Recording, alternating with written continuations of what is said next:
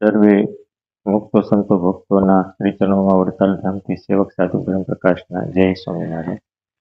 વાલા સંતો ભક્તો, જે આપણે કરવાનું છે એ આપણે જ કરવાનું છે. કોકનું કોઈ કરી દે નહીં. અમુક વસ્તુ આપણે જ કરવાની હોય અને એમાં મોડું કરીએ એ આપણે જ પ્રભુ પામવાને મોડું થાય. કોઈ અનુભવી સંતની અનુભૂતિની પંક્તિ છે कि उठ जाग मुसाफिर भोर भयो अब रैन कहाँ, जो सोवत है जो सोवत है वो खोवत है, जो जागत है सो पावत है. उठ जाग मुसाफिर भोर भयो अब रैन कहाँ, जो सोवत है. जो काल करना वो आज कर ले, जो आज करना वो अब कर ले. उठ जाग मुसाफिर भोर भयो अब रैन कहाँ, जो सोवत है. આજનો વિષય છે અત્યારે જ કરી લો.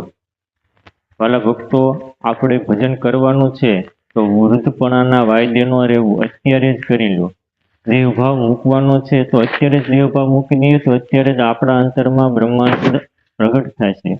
વૈરાગ્ય કેળવવાનો છે તો અત્યારે જ વિષયમાંથી વૈરાગ્ય અને પરમાત્મામાં અનુરાગ કેળવી લઈએ તો અત્યારે જ જે આનંદ મહામુક્તોને પ્રાપ્ત થયો હતો એ આનંદ આપણે શરૂ થશે. માટે જે કરવાનું છે એને વાટ ન જુઓ. સ્વામિનારાયણ ભગવાનના શબ્દોમાં કહીએ તો આપણે એક સમુદ્ર જેટલું માતાનું ધાવણ ધાવી ગયા છતાંય જે કરવાનું નથી કર્યું એટલે જન્મ મરણ અને લક્ષરાશિના ફેરામાં ફરીએ છીએ.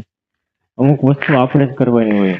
પરણ, મરણ, ભોજન અને ભજન, આ ચાર વસ્તુ દરેક વ્યક્તિએ કરવાની હોય. હવે લગ્નના માંડવે જાય અને કે મારી જગ્યાએ પોપટ બેસી જાય તો પોપટ પણ કાનો કુંવારો રહે. એ પોપટને જ માંડવે બેસવું પડે પરણવું હોય તો. અને મરવા માટે કોઈની સાથે મરતું નથી. જ્યારે અંતકાળ આવે ત્યારે જેનો અંતકાળ આવે એને પોતાએ જ મરવાનું હોય. જેમ પરણ ને મરણ પોતે કરવાનું હોય એમ 56 પ્રકારના ભોજન હોય.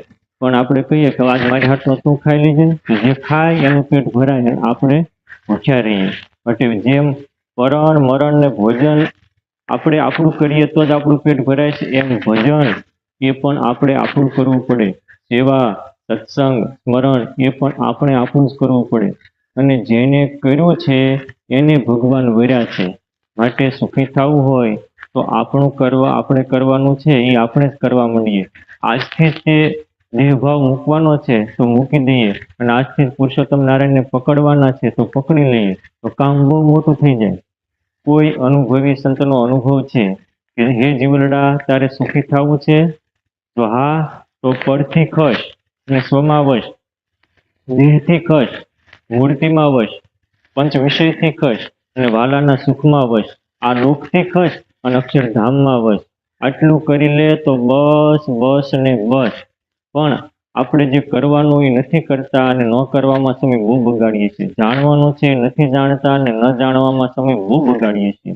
નિષ્કુળાનંદ સ્વામી હૃદય પ્રકાશમાં આપણા અંતરમાં પ્રકાશ પાડી પંક્તિ ઉચ્ચારતા કહે છે કે જાણવાનું જાણે નહીં, વણ જાણ્યાનો જાણે કોટ.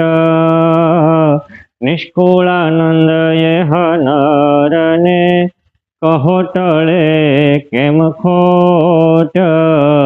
જાણવા જેવો આત્મા છે, અક્ષરધામ છે, મુક્તો છે, માણવા જેવા પુરુષોત્તમ નારાયણ છે. આપણે જાણવાનું જાણતા નથી અને માણવાનું માણતા નથી. એટલે આપણામાં હોવા છતાંય આપણે એના આનંદથી વંચિત રહીએ છીએ. આપણે સ્વયં અક્ષર બ્રહ્મ છીએ પણ એને જાણતા નથી, એને સ્વીકારતા નથી અને અસત્યને સ્વીકારી અને જન્મથી ને ભવથી આપણી ઈશ્વર પ્રાપ્તિની યાત્રાને મોડું કરી રહ્યા છીએ. માટે સુખી થવું હોય તો જે કરવાનું છે એ અત્યારે જ કરી લો.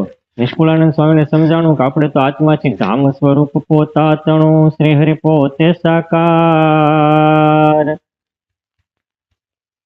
અયમિશ્રી એકતાર. જેમ હું જ ધામ મારું છે અને ભગવાન સાકાર છે અને ભગવાનમાં હું કેમ રહ્યો છું તો જેમ દૂધમાં સાકર ભળી જાય એમ હું પરમાત્મામાં રસ વસ રહ્યો છું. જે એને કરી લીધું તો એને અનુભવ એને થયો. ગોપાલાનંદ સ્વામીએ જે કરવાનું હતું એ કરી લીધું તો અનુભૂતિ એને પોતાને મળી.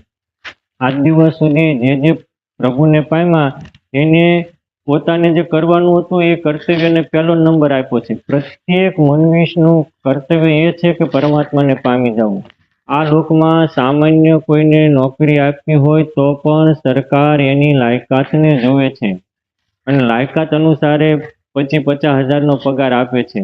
તો 25,000-50,000ના પગાર લેવા માટે પણ વ્યક્તિએ 15-20 વર્ષ આપવા પડે છે અને તે 15-20 વર્ષ આપ્યા પછી સરકાર લાયકાત મુજબ એને નોકરી આપે છે.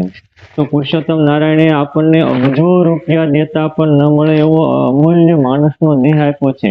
આજના વૈજ્ઞાનિકોનું એક સંશોધન છે કે પૃથ્વી ઉપરના જે 7 અબજ ઉપરાંત માણસો છે, વ્યક્તિ દીઠ 1-1 કરોડ ડોલર મૂકે એટલા ધનનો ઢગલો થાય ત્યારે માત્ર મનુષ્યની બોડી મળે. તો એના હૃદયને એનું મગજ સૂક્ષ્મ શરીર તો બાકી રહે. આવો અમૂલ્ય અબજો રૂપિયા દેતાય ન મળે એવો અમૂલ્ય ભગવાન જે આપણે નાલાયક હતા એટલે નથી આપ્યું. ભગવાનના દિલમાં એવું થયું કે આને હું મનુષ્ય બનાવીશ તો ચોક્કસ એ મને પામી જશે. આવી આપણામાં લાયકાત જોઈને વહાલાએ આપણને મનુષ્ય બનાવ્યા છે. માટે સુખી થવું હોય તો સોનાના થાળમાં લોઢાના ખીલા ન મારવા. એ મુંબઈની જે હીરા બજાર હોય એમાં મકાન લઈ અને અબજો રૂપિયાનો ખર્ચો કરી અન્ય ગધાડાના લીંડા ન વેચાય. એમ આવો કિંમતી મનુષ્ય દેહથી ભોગ ન ભોગવાય. ભોગ ભોગવવા એ તો મનુષ્ય જન્મ ભોગવવા જેવું છે. માટે ભોગનો ત્યાગ કરી અને જાગી અને પરમાત્મામાં અનુરાગ કરી આપણો જન્મ સફળ કરી લઈએ. આટલું જ કરીને કરવાનું છે. સૌ મુક્તોને જય સ્વામિનારાયણ.